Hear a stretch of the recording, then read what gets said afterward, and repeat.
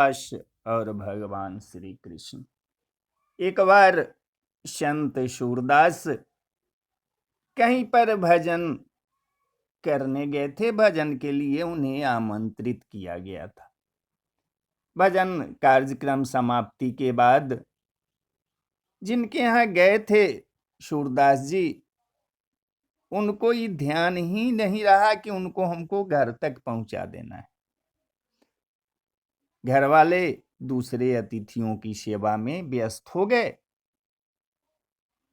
सूरदास जी ने भी सोचा कि ये लोग अतिथि की सेवा में लगे हुए हैं, इनको तकलीफ नहीं देना चाहिए। और सूरदास जी खुद लाठी लेकर गोविंद गोविंद कहते हुए अंधेरी रात में पैदल घर की ओर निकलने पड़े। रास्ते में एक कुआं पड़ता था। वे लाठी से टटोलते टटोलते भगवान का नाम लेते हुए बढ़ रहे थे और उनके पांव और कुएं के बीच मात्र कुछ इंच की ही दूरी रह गई थी। उन्हें लगा कि किसी ने उनकी लाठी पकड़ ली।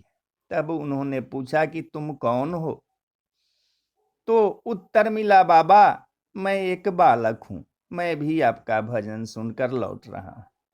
देखा कि आप गलत रास्ते जा रहे हैं, इसलिए मैं इधर आ गया। चलिए आपको घर तक छोड़ दूं। सूरदास जी ने पूछा कि तुम्हारा नाम क्या है बेटा? बाबा अभी तक माँ ने मेरा नाम नहीं रखा है।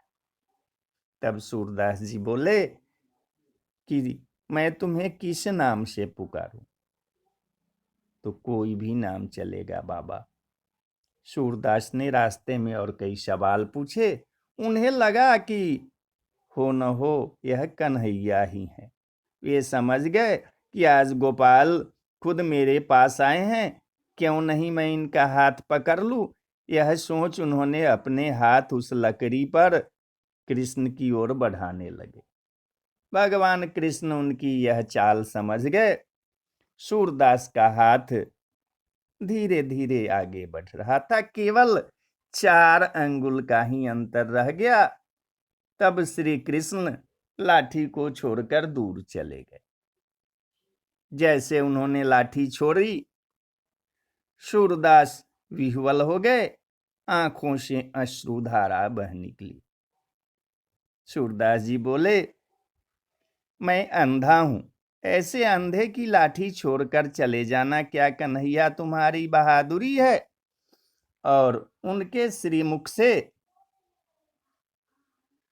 वेदना के यह स्वर निकल पड़े, हाथ छुड़ाए जात हो निर्बल जान के मोए, हृदय से जब जाओगे तो सबल जानूंगा तोए।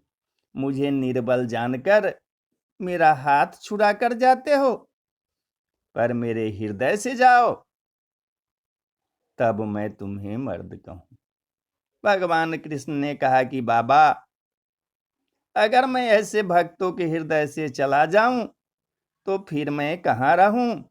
तो भज गोविंदम भज गोपालम। जय श्री राधे गोविंद। जय श्री कृष्णा। जय श्री कृष्णा।